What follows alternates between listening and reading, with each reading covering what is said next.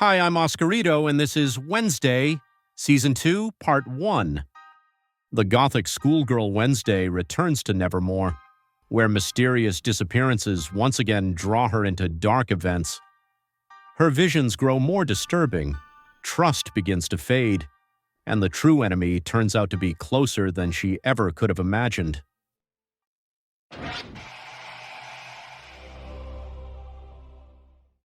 The series begins with a horrifying scene. We see Wednesday Addams tied up in the basement of a serial killer known as the Kansas City Scalper. Her face is streaming with black tears, surrounded by creepy dolls, trophies of the maniac's victims.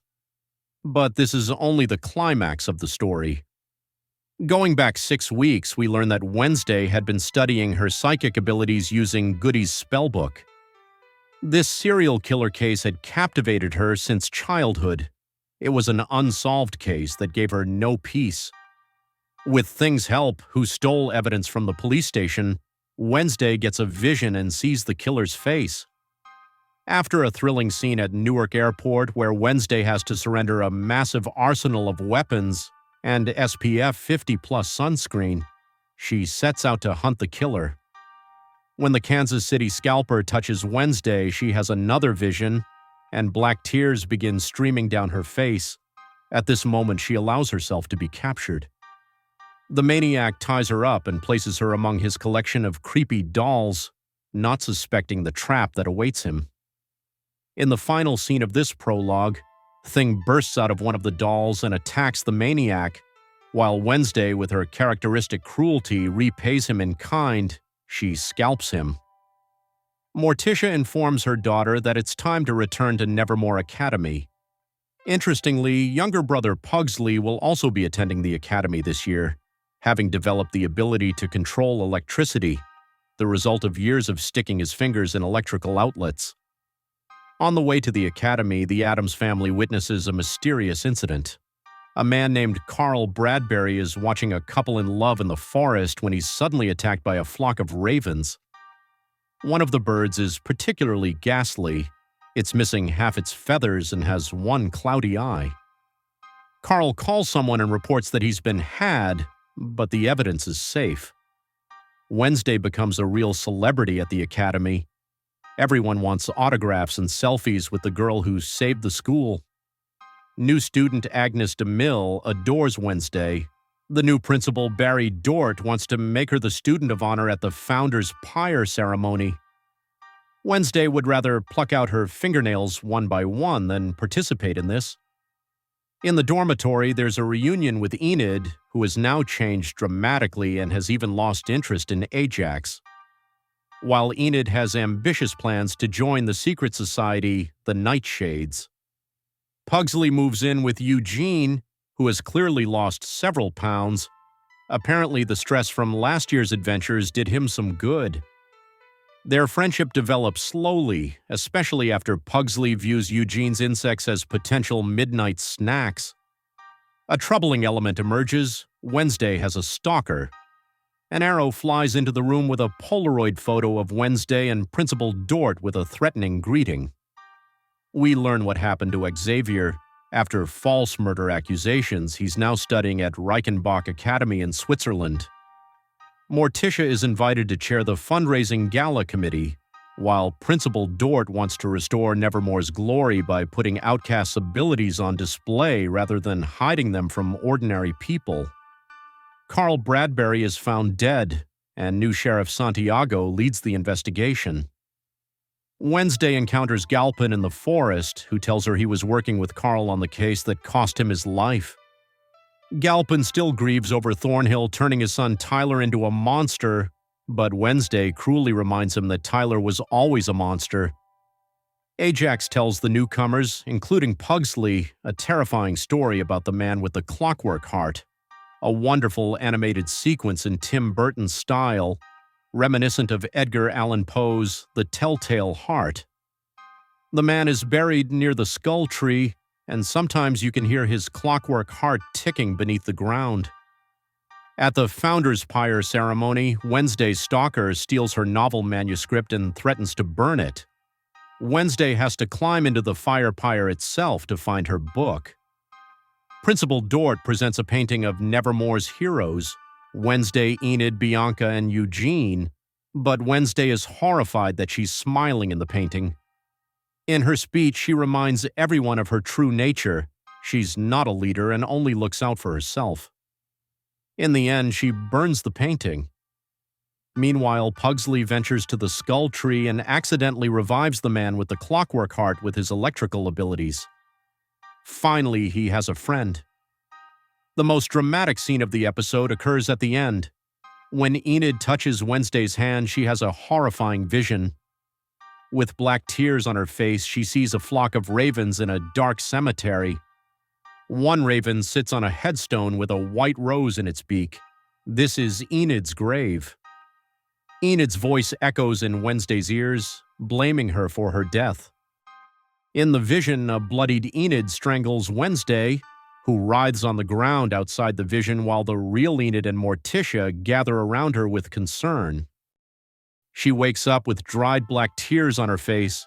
Morticia worries about her daughter and explains that black tears mean extrasensory exhaustion. When Wednesday says she's fine, Morticia compares her to Aunt Ophelia. Morticia wants to take away Goody's spell book so Wednesday would wait for a new spiritual guide instead of rushing ahead. Wednesday is angry that her mother is stopping her. Lurch drives Wednesday and Thing to the city, while she recalls Galpin's warning, Xavier's painting, and her vision of Enid's death. Each of them featured a one-eyed bird. She asks Lurch to make a stop by Galpin's house, but it turns out to be boarded up and covered with graffiti. The door is open, and inside, Galpin's body lies in a chair with gouged-out eyes. When she looks into his mouth, ravens begin flying out and swarming around the room. They break the windows and fly outside, except for a one-eyed red raven that flies out last. When the birds disappear, Wednesday touches Galpin's body to use her extrasensory abilities but sees nothing. Before she can do anything, police arrive and Sheriff Santiago arrests her. Wednesday is taken to the police station for questioning. She tells Sheriff Santiago that Galpin invited her there, and the sheriff reports that Bradbury called Galpin right before his death.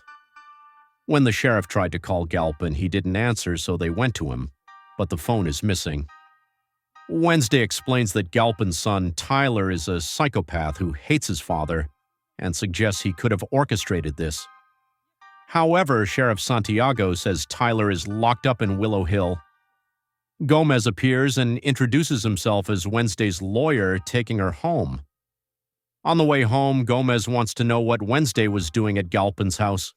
She tells him she met with Galpin the day before and he said he was working on a case. When Wednesday asks about Aunt Ophelia, Gomez replies that it's not his story to tell.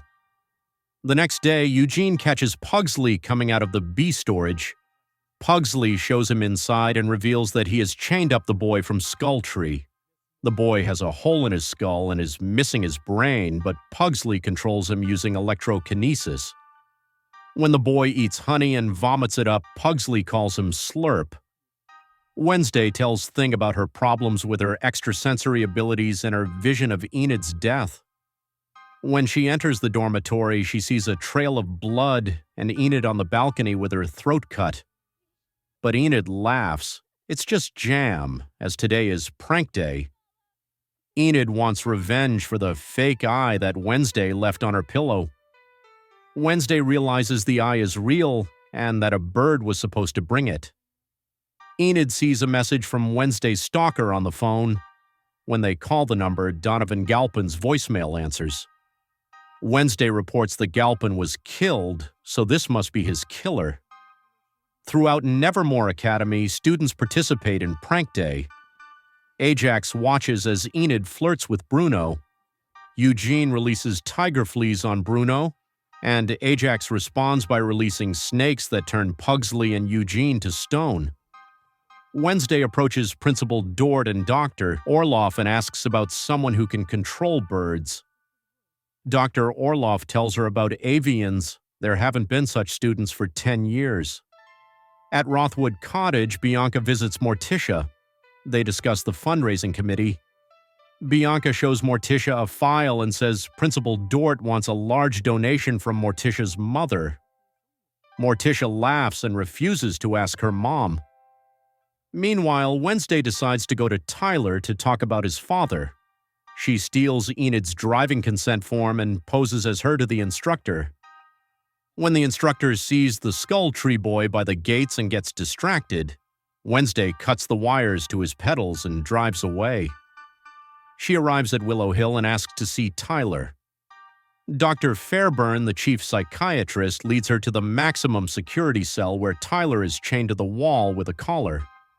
He says he knew she would come and that she fell in love with the monster inside him. When Tyler gets angry and begins to transform, the guard activates his collar, controlling the hide. Wednesday informs Tyler about his father's murder and Carl Bradbury's. Tyler refuses to help and threatens to kill Enid when he sees her next time. Wednesday throws in his face that Marilyn Thornhill used him only because he's nobody. Back at Nevermore, Slurp escapes from Pugsley's trap. Enid brings Bruno to her room for tutoring and finds a gift for Thing, his mug shot from prison in Normal, Illinois, where he was called Fernando Fingertips. It's a birthday gift from Uncle Fester. Enid is sad that the Addams family forgot about Thing's birthday. Suddenly, Enid returns and panics. Something happened to Bruno, and Thing is locked in his house by a mysterious force. Principal Dort orders Bianca to use her siren ability on Morticia so she would invite her mother to the gala. When Bianca tries to use her power on Dort himself to make him stop forcing her, it doesn't work. He shows a pocket watch made of Corinthian coral, which makes him immune to siren charms. When Wednesday returns to the dormitory, she sees Thing trapped. Freeing him, she notices Enid's abandoned bag and the phone ringing. A distorted voice asks if he has her attention and says the game has just begun. Wednesday has 30 minutes to find Enid, and she can't involve anyone else. A card is slipped under the door with a heart drawing on the front and the words, "Play Dead" on the back. Enid wakes up chained to a chair back to back with Bruno at the top of Jago's clock tower. The tower had been closed for years after a strange electrical storm. Hundreds of knives hang above them. Wednesday meets Ms. Capri, who wants her in the orchestra. Then Wednesday realizes that the letters in "Play Dead" are actually musical notes. The heart on the card means organ, and she goes to the organ to play the notes D-E-A-D. This opens secret doors. Walking through the tunnel, Wednesday sees a masked figure who disappears, leaving behind a mask with "Time's Up" written inside. She finds an elevator and realizes they're in Jago's tower. In the tower, the clock mechanism moves the knives closer and closer to Enid and Bruno. In front of Wednesday stands a typewriter with the question, "What don't you see?"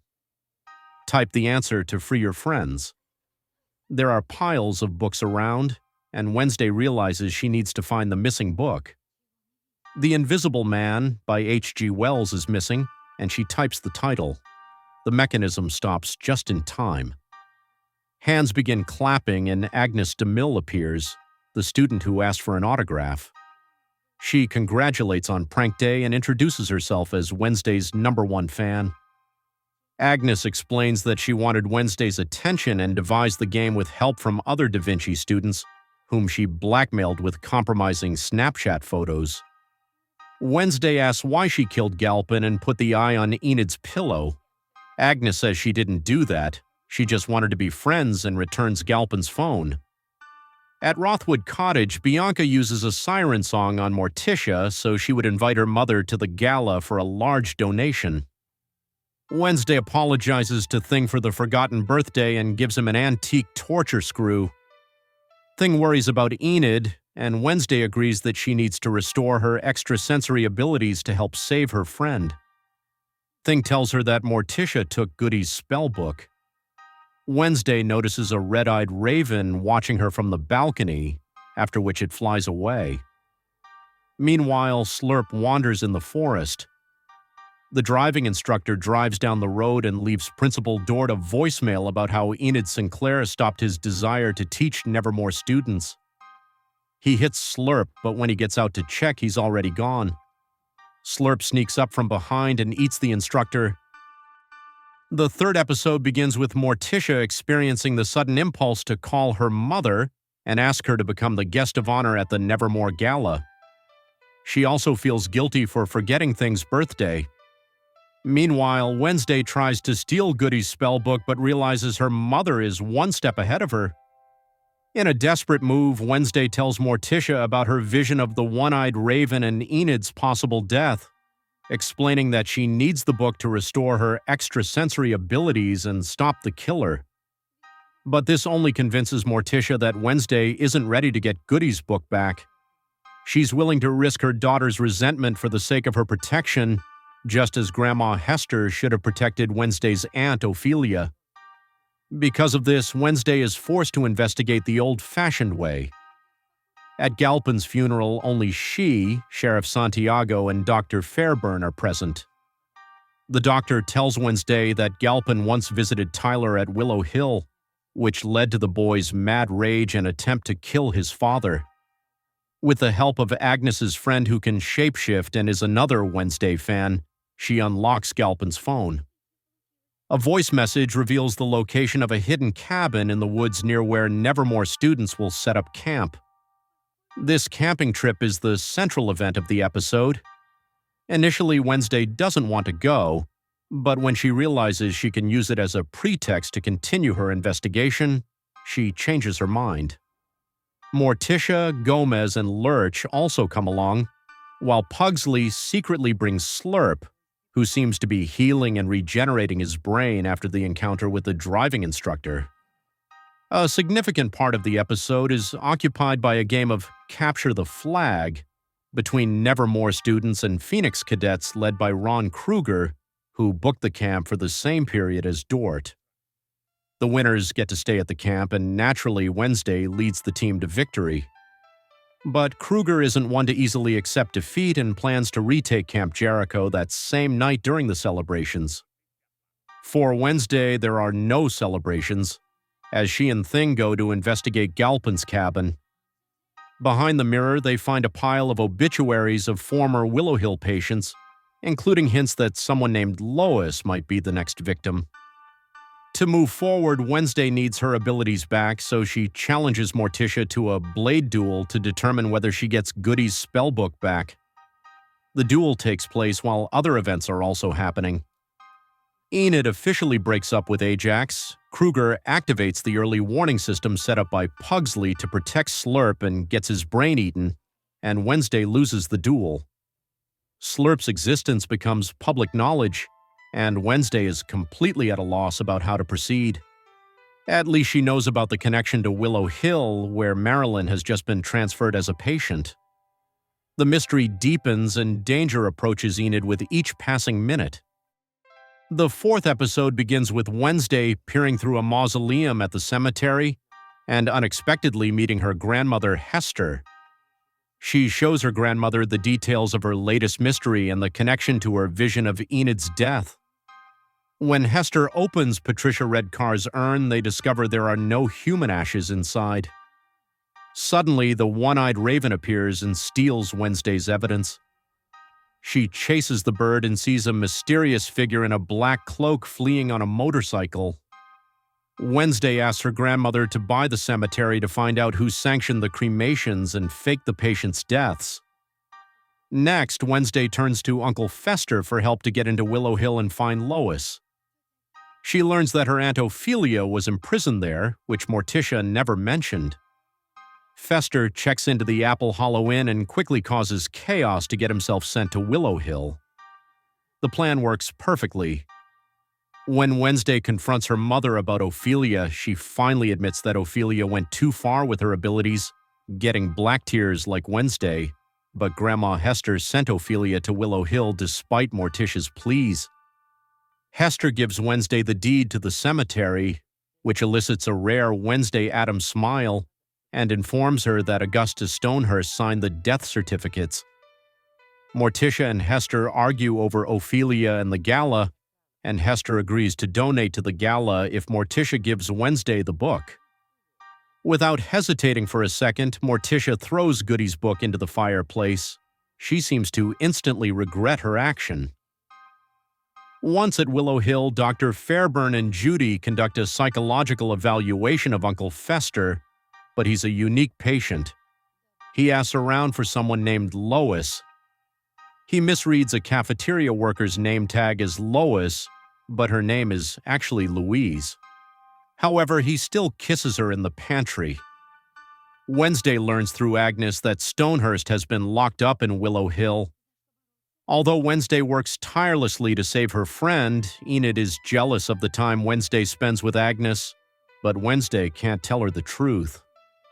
During their conversation, ravens attack the Nevermore courtyard, seemingly heading for Enid. A raven grabs Thing and he nearly falls to his death before Enid rushes to save him. Wednesday chases the mysterious cloaked figure but only finds the cloak at the foot of the stairs to the music room. She finds Dr. Fairburn, believing her to be the owner of the cloak. Soon after, Capri enters the room out of breath. Yes, she's still suspicious. Morticia warns Wednesday to stop what she's doing before things get worse, but she's already too deep into this case. Thing visits Fester to share news about Stonehurst. Fester quickly finds him and asks about Lois. His talking parrot knows information and Fester shocks him into revealing what he knows, 51,971. It's clearly a room number or some kind of code. Wednesday asks Orloff about Stonehurst and learns he was a normie who had a daughter with an aviary in Jago Tower. When Fester wheels Stonehurst in his wheelchair, he passes by Thornhill. He doesn't know who she is, but she instantly recognizes him and realizes something's not right. Stonehurst points to the maintenance service door and mutters, "Lois." Thornhill reports Fester to Fairburn, and before he can get into the technical room, Fairburn catches him and locks him up, along with Slurp.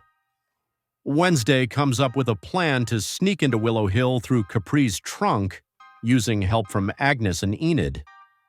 The plan works without a hitch. Wednesday successfully sneaks inside to free Fester while Capri plays a piano cover version of Zombie by the Cranberries for the patients. Slurp breaks his chains, breaks free, and attacks the guards. Thornhill also manages to escape. Wednesday and Fester enter the code to get into the technical room. Behind secret doors, they find Lois, long-term OUTCAST integration study. It's an underground collection of outcasts being experimented on. As you guessed, these are all the patients whose deaths were faked. There's also a woman she doesn't recognize. The mysterious cloaked figure turns out to be Judy, who recruited Fairburn to be the public face of the asylum in order to secretly continue her father Stonehurst's work. She experimented on the patient she captured to turn herself into an avian. She wants to transfer abilities from outcasts to normies. Fester's abilities malfunction and cut the power at Willow Hill, releasing all the patients. Despite the guards' attempts, Slurp cannot be killed. While trying to free Tyler, Thornhill dies when he transforms into his hide and goes after her. Great, now he's on the loose. Slurp kills both Fairburn and Stonehurst, while Wednesday tries to escape with the mysterious woman but comes face to face with Tyler. He throws her out the window, sending her down to the ground, possibly to her death. Tyler attacks the police before fleeing. Thing stands by Wednesday's lifeless body on the ground. But as the second part teaser shows, this is not the end of Wednesday Addams.